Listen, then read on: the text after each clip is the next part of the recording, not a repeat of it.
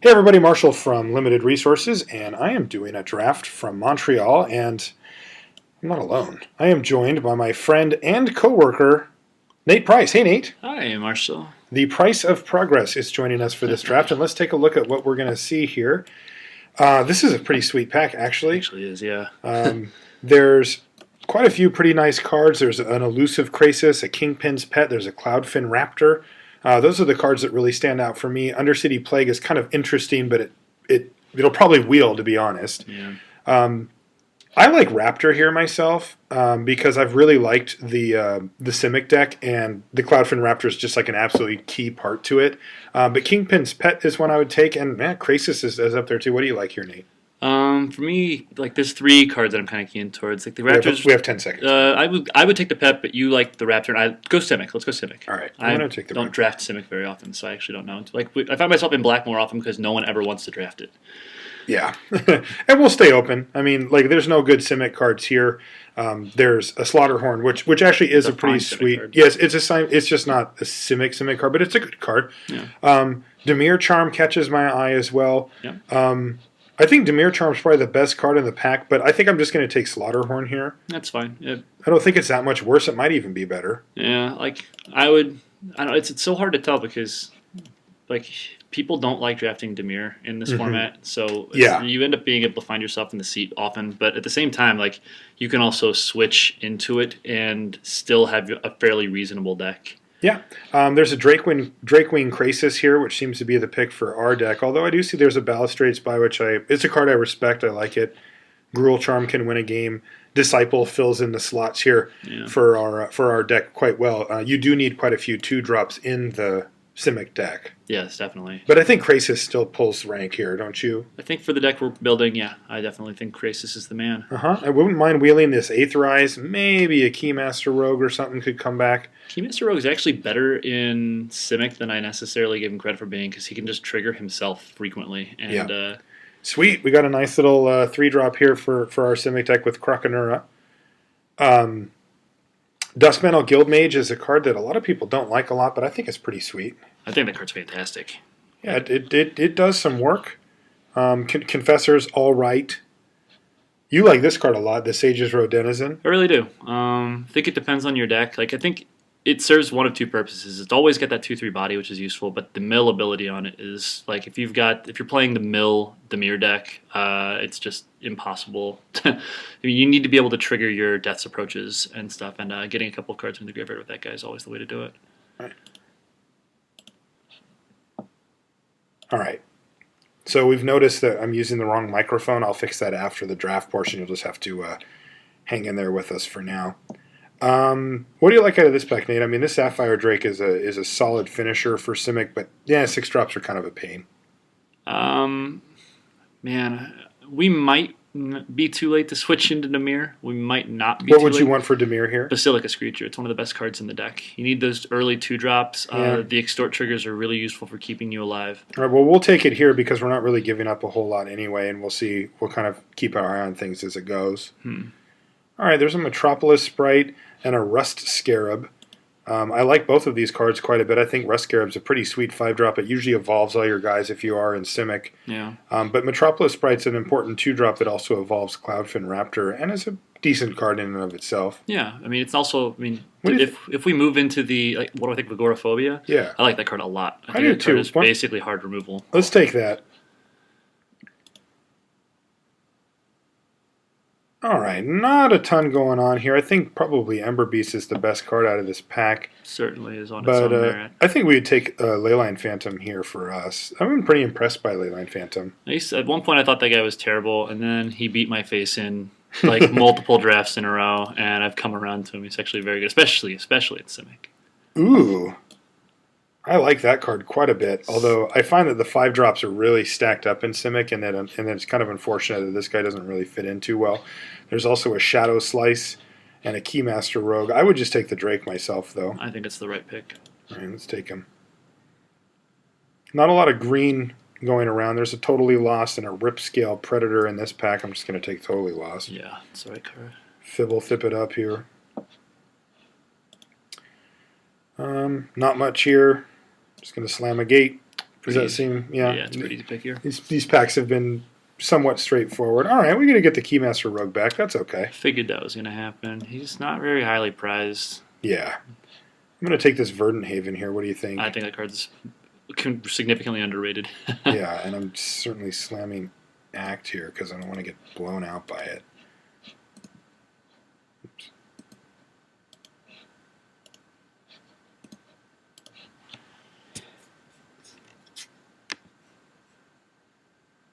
All right, so we've got a bit of a pile here. Well, oh man, there's a guy. He just beat my face in less than an hour ago. Yeah, we're obviously going to take him because that's what you do when you play on Magic Online, and he's awesome. But other cards in this pack that are good if we weren't going to take him, like the White of Precinct 6 is the best black creature. It's the best black common and uncommon creature that isn't named Undercity Informer. Like, you want this guy in every deck. He's a 2-drop that's like frequently a 3/3 or 4/4s. Absolutely insert in all of the black-based decks. Yeah, I like him. Doomrival Horror is good. It's a little expensive, but the effects are really, really a powerful one. Yep, and it's a 4/4. Yeah, the Crassus is really good. It's a little early to take that Green Side Watcher, but that guy is the basis of like big Gruul decks. He's not too bad in Simic because he allows you to play multiple cards each turn, which is kind of useful. All right, so there's a Shamble Shark, an Ivy Lane Denizen, a Burning Tree Emissary, and a Biomass Mutation. Now, the Biomass Mutation is actually a card I like quite a bit in Simic as it can act as a pretty decent finisher, but I also find that it goes very late. Like, you don't need to dedicate a super early pick to it. I would just take Shamble Shark here myself. Okay. I like the Denizen too, though. Yeah, I think the Denizen is stronger as far as raw power goes, but like the Shamble Shark, Simic just seems to need to have as many evolved creatures as it can to really have those explosive draws. Mm-hmm. So yeah, I'm definitely down with a Shamble Shark here. Yeah, let's shamble on. Shamblor. All right, there's a Disciple of the Old Ways. Kingpin's Pet is sweet, but we're kind of far away from that at this point. It's still early in the pack as well, but I would just take Disciple myself. Take Disciple over taking Gruul Guildgate and specking into potentially having a good red card later? Yeah, I mean, if I already had one, I would feel pretty excited about that, but like it's kind of rough to do that. Why is Moto being weird here?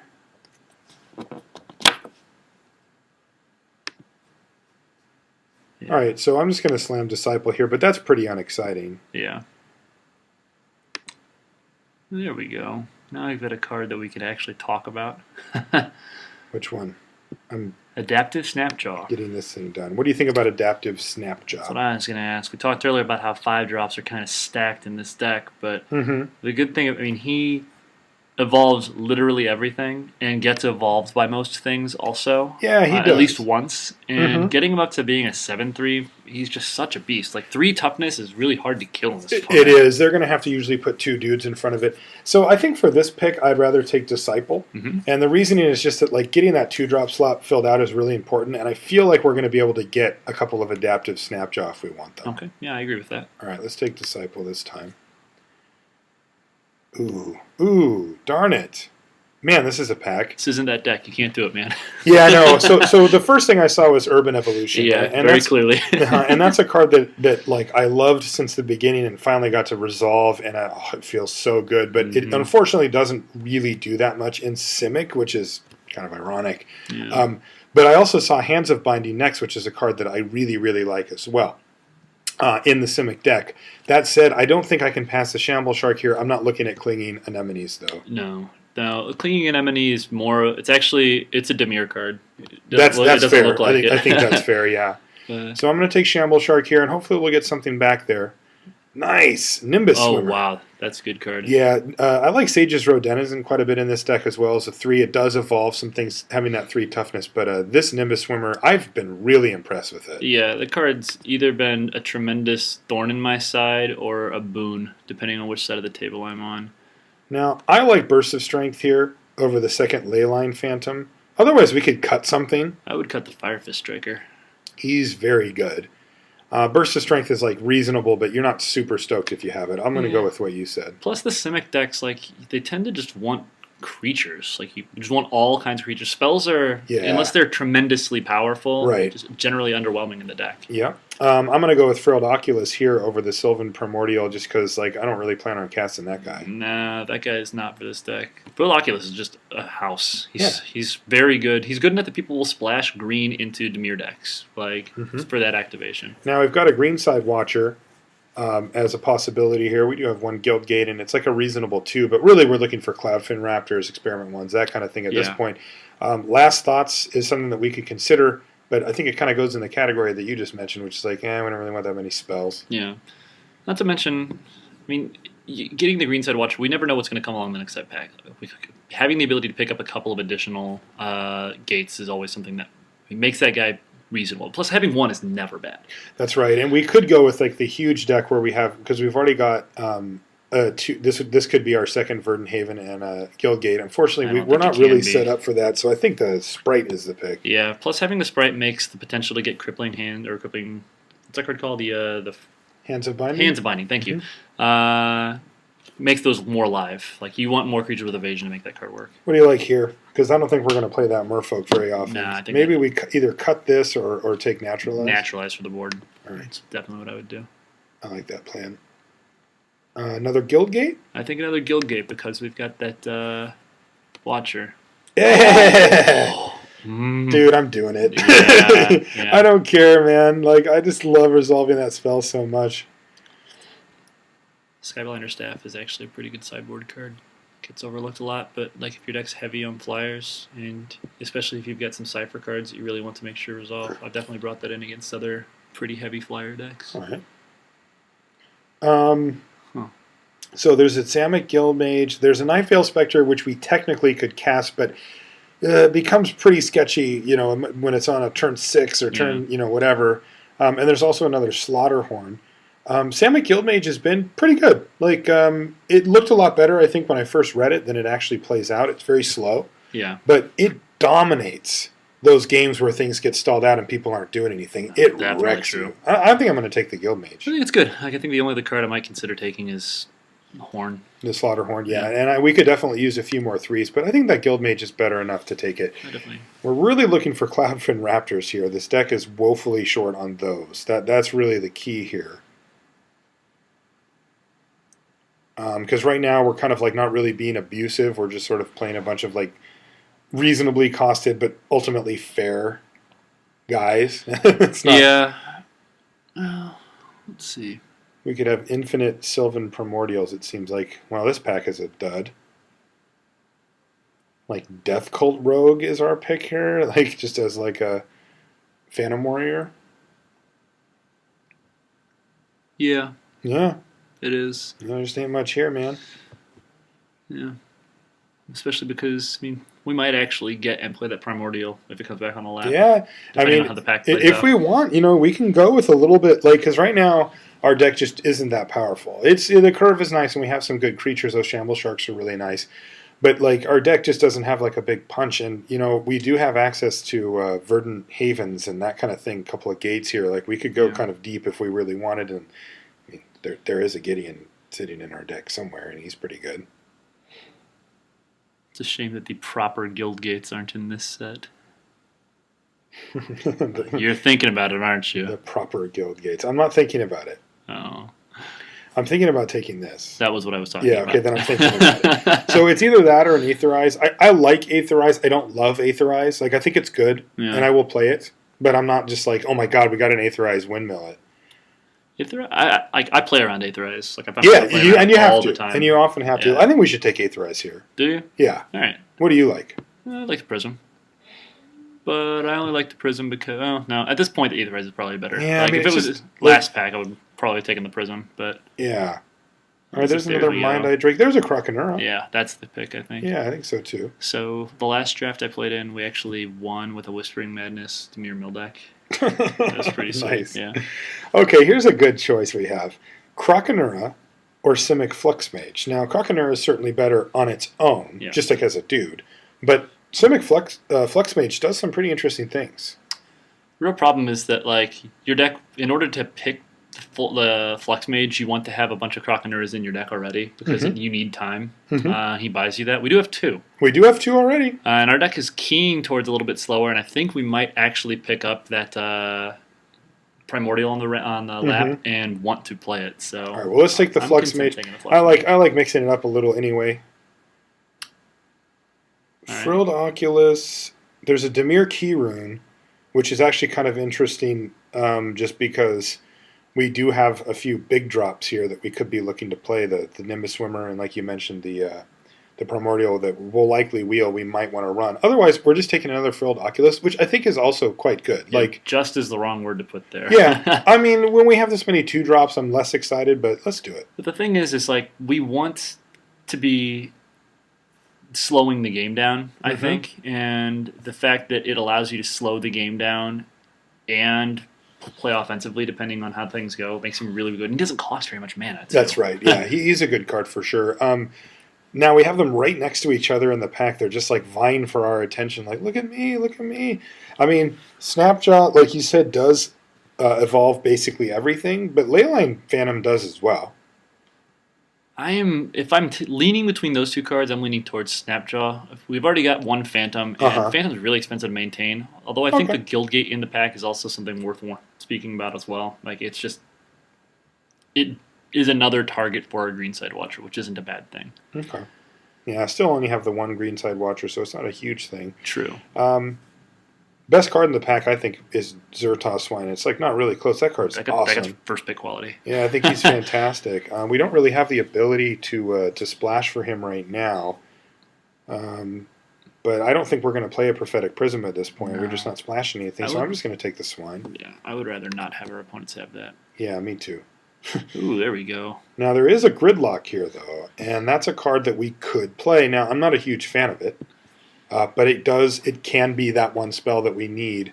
You know, like we said, we're going to be playing it. Look how many creatures we have on our 21 right now. I think our deck might be one of the decks that stalls out a little bit, at which point Gridlock becomes exceptional. Okay, well, we'll take Gridlock over the cut Swine. We might want a Gridlock, and I think it's worth it there. Right. You know, normally I would cut Bane Alley Broker because I think it's the best card in this pack, but I kind of want my opponent to cast a Bane Alley Broker. Like, we're going to punish Bane Alley Brokers pretty hard here. This deck does, yeah. Like, that's definitely true. So does that mean that we don't take it then, and we take, like, the Ruffian just because it's, like, a card? Or do we just take is that overthinking it, do you think? Take Sky Games. You might bring it in against Orzhov. You joke. I'm dead serious. You are crazy. No, I am a little crazy, but... You are a little crazy. All right, so the Prism Wield. Yeah. I guess we'll just take that. No reason not to. I mean, you could have taken the...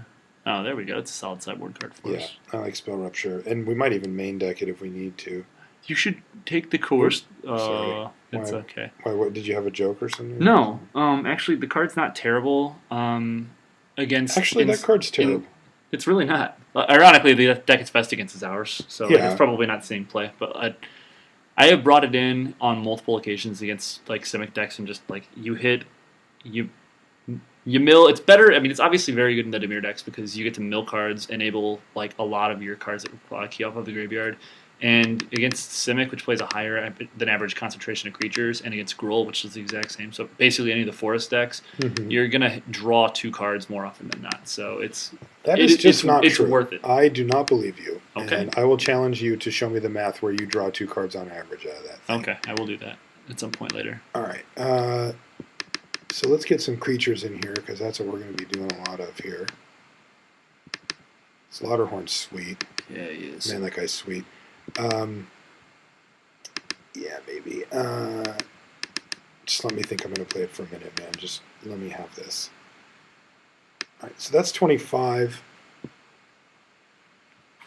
And, yeah, unfortunately, still just the 1 Cloudfin Raptor. I mean, we wanted 8 of those, but 2 would have been better and 3 okay. Yeah. I like cutting the Keymaster Rogue here myself. I'm not a big fan of that guy. Yeah, so we'll get him out of here. Now, what do you think about the Aetherize?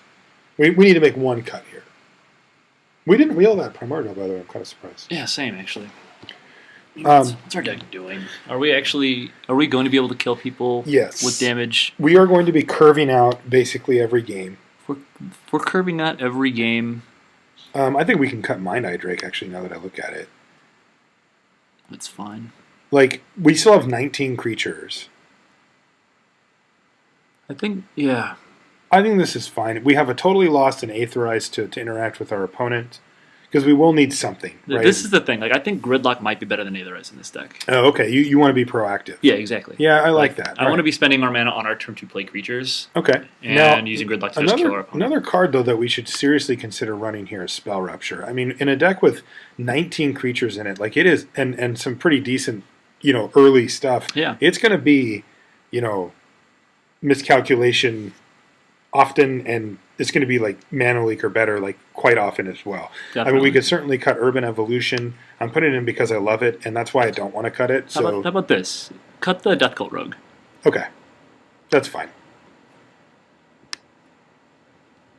Not Spell Rupture is not a card that I'm normally super excited to run, but in a deck with 18 creatures, like I'm fine with that. In a deck with a 2-drop slot that looks like ours does. Exactly. It's very, very important. And we do need a way to interact with our opponent's bombs, right? I mean, like if they want to play Obsidian, like our deck just doesn't beat that, So yeah. All right, so let's get both of these Guild Gates in here. We're not going to run the Prism. We're not splashing in. We certainly aren't short on playables here. This deck looks okay to me. I am not upset at this deck at all. Yeah, now it's not the super potent version that you'd really, really love. It doesn't have a Master Biomancer or something, but this is an okay deck. Yeah. We can make this work. All right, so let's take a look at what we're looking at as far as lands go. This is the first time I've drafted Simic, by the way. Oh, okay. Never actually gotten to put it together. This is a mediocre Simic deck. Yeah. I had some really good ones this weekend when you and I were doing. Been on the side receiving end drafts. of one. Yeah, I had some sweet ones. This one isn't quite as good as those, but this one's fine. Yeah.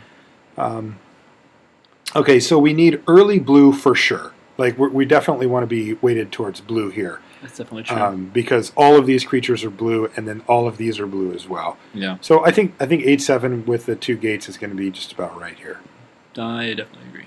All right, let's ship it. We'll see you guys in round 1.